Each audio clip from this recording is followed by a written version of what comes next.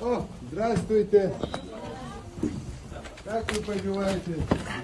Нормально все? Не холодно вам? Точно не холодно? Вы все должны знать, что мы пришли сюда вас защищать. Вас не будет обижать, трогать, убивать, это вообще не входит туда. Ми вас прийшли захищати. Від кого? Я їм те питання задала. Від кого прийшли захищати? Від моєї дочки, від мого сина. Мене треба захищати. Бабуля, як ваше здоров'я? Вони сказали, якщо ми вам роздамо подарунки, ви повинні подякувати Кадирову. Отак вони говорили. Відмовитися не було можливо. Відмовитися не було можливості. Бабуля, я вам принес вот шарф. Теплый. Спасибо. Дай 5. Как зовут? Андрей. Андрей. Сколько лет? Молодец.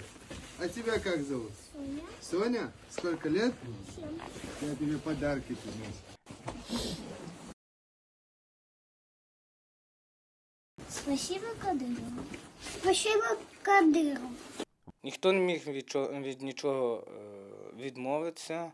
Вони моєму малому і дочці, щоб вони сказали спасибо Кадирову, як вони знімали, то по 3 рази робили пересйомку, бо діти не могли вимовити спасибо Кадирову і так далі.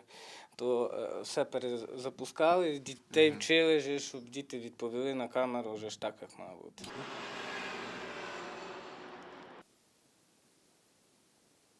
Хто із місцевих є? Тут я знаю якась і пані Ніна. Мене били і 8-го, мене били і 3-го. А за що вас били і 8-го, і 3-го? Ну, я не можу сказати за що. Ну, от як ви Ну, викликали? пішли, він навіть слова не сказав, вже ж відразу мене вдарив. До мене автоматом же ж, пам'ятаю тоді, що він, ти будеш говорити по-русски? А я кажу, я не буду, бо я не вмію говорити по-русски. А якщо я тобі в ногу стрельну, А руські казали, нам сказали, що ми їдемо в Білорусі на учення. А коли ми приїхали і увидели Прип'ять, я своїм ребятам сказала, ребята, здесь нам капець, це Україна. Корпусом нас стріляють, да кажмішки, вони тоді з БТРа.